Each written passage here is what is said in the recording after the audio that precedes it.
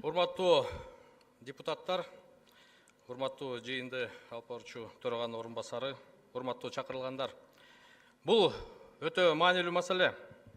Анткени түздөн түз элибиздин, мамлекетибиздин келечегине таасир этет. Биз балдарыбыздын билимин жөнгө салганда гана биздин мамлекетибиздин келечегине көңүл бурган муун болобуз. Бул кесип боюнча, бул маселе боюнча мен так айтып кетсем, тилекке каршы билим берүү сапаты акыркы жылдары эгемендүүлүккө ээ болгондон бери өтө төмөн түштү. Буга себеп албетте бирден бир себеби бул айлык маянанын көлөмү.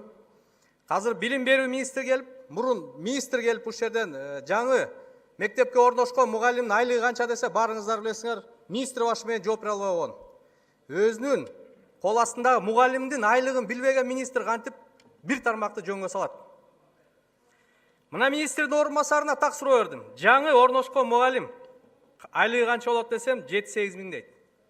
Мен сизге билбесеңиз так айтып берейин. 20 саат, жана сиз айтып аткан 20 саат берген мугалим колуна 5400 сом алат. 20 саат берген мугалим. Салыгын барын калган кармап калгандан кийин 5400 сом айлык алган мугалим кантип үйлөсүн багат? Ал мугалим жаш мугалим, бала бакырасы жаш, күйөөсү аялда мугалим болсо 10 000 сомго Бишкек шаарында жашаш мүмкүнбү? Албетте мүмкүн эмес. Ошол себептен мен мына мугалимдер менен сүйлөшсөм, жалаң пенсионерлер, пенсияга аз калгандар эле калды дейт. Жаш мугалимдер келет, 2 ай, 3 ай иштейт да чыдабайт кетет дейт. Анткени 5 000-ге, 6 000-ге Бишкек шаарында жашаш мүмкүн эмес. Ушундай акыбалда келип туруп, анан биз ушул союз учурунда иштеген, союз учурунда билим алган, ошордон тарбия алган жетекчилерди 65-ке чыгып калдың деп кетиребиз деп турабыз. Ошолорду кайра кармап, кой, сыйлап, балдарыбызга сапаттуу билим бергиле деп күчүн алып калгандын ордуна мен мисал эле айтайын. Кошуна эле Казакстан мамлекетинин президенти 78-те ийгиликтүү башкарып келатат. Россиянын президенти 66-да ийгиликтүү чоң мамлекетти башкарып келатат. Эми 65-ке чыккан адам мектепти башкара албай калабы? Биз биринчи кезекте балдардын билимине көңүл бурушубуз керек. Мына кимибиз, урматтуу депутаттар, балдарыбызды бүгүнкү күндө биохим факультетине кесип алдап беребиз?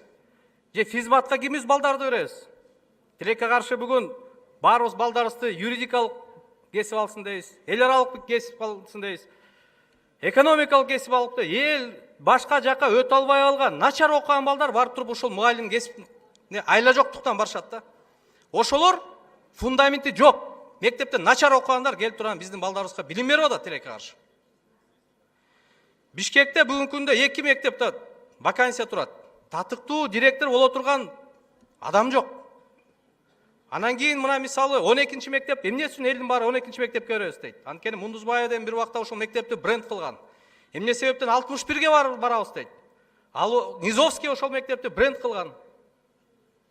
Мына 70-ке барабыз дейт, 6-чы мектепке барабыз дейт, башка гимназияларга барабыз дейт. Ошол жетекчилердин арты менен ушул бир мектепте билим берүү сапатын жогорку деңгээлге чыгарып атса, силер ошолорду мына 1-2 жылдан кийин пенсияга кетиребиз деп атасыңар да. Балким бул мыйзам кайсыл бир учурда керек болор. Качан биздин башка мугалимдерибиздин деңгээли өскөндө керек болот. Бирок бүгүн мындан башка маанилүү маселе толтура турбайбы? Мына сиз 602 мугалим вакансия деп атасыңар. Мына менин эле айылымда 5 жылдан бери физика сабагында мугалим жок. 5 жылдан бери балдар неаттестованный болуп чыгып атат. Бул Чүй областында кичинекей да айыл эмес, чоң айылда. Эмнеге бул маселени чечпейсиңер? Ой, жартылай толук окубай жанагындай жүргөн мектептердин баарын чогултуп, 2 мектептен 1 мектеп кылып, ошондо 2 айылдан жок дегенде 1 физик чыгат. 2 айыл, 3 айылдан 1 информатика сабагынан мугалим чыгат.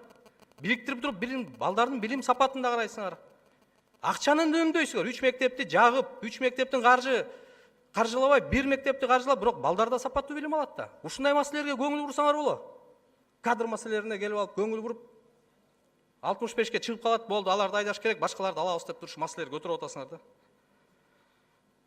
Эгерде мектеп жетекчиси туура эмес иш алып барып атса, аны 65-ке күтпөй эле 50 жашында деле мен атайын сизге суроо бердим. Эмгек келишимди бусканга мыйзам жол береби десе, ооба, келишимди бусканга мыйзам жол берет деп жооп бердиңиз. Аны 65-ке чейин күтүш керекпи? 50-дө башкара албай, 50-дө эмгек келишимди жоюш керек да, башка жетекчини шайлаш керек. Бүгүнкү күндө айыл жергесинде мугалим жок. Ошо сиз айтып кеткен информатика, физика, химия сабактарына мугалимдер жетишпейт. Бирок силер бул маселени бир да жолу көтөрүп, ушун чечейин деген бир жолун айтып келген жоксуңар, сунуш да кылып койгон жоксуңар. Силер биринчи ошондой бир маанилүү, элибизге маанилүү маселелерди мындай жөнгө салып туруп, анан кийин бир ушундай маселелерге келбейсиңерби? Бүгүнкү күндө ошо Бишкек шаарында ушу 60-тан ашкан 5-6 мектептин жетекчиси бар экен. 5-6 отен ийгиликтүү иштеп атыптыр. Аларды 1-2 жылдан кийин эле пенсияга кетиш керек эмне?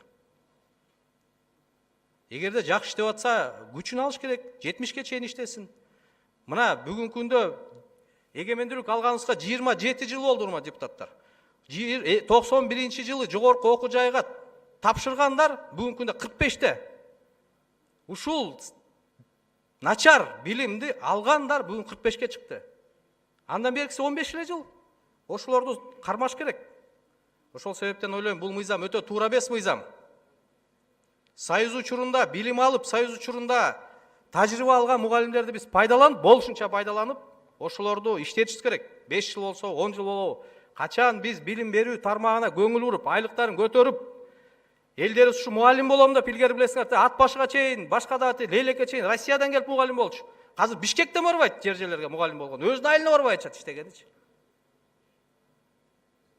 Мына айтып атпаймынбы, өзүм айылдагыларга кайрылып атышат элдерчи, айтып атат, ай, балдарыбыз 5 жылдан бери боо сабакта 5 жылдан бери неаттестованный болуп чыгып атат депчи. Ушул жакшыбы? Кантип мамлекеттин келечеги болот? Ошол себептен баарыңыздарды чакырам. Бул мыйзамга биз каршы добуш беришибиз керек. Ийгиликтүү иштеп аткан жетекчилер иштесин. Эгерде начар иштеп атса 65-ке чыгып, 65-ин күтпөй эле кетиргиле аларды. Эгерде жеп атса, ичип атса, балдардын билим сапаты начар болуп атса, кол жугула андай жетекчилерден. Эмне силерге тоскоолдук кылып атат? Рахмат көңүл бургандарыңыздарга.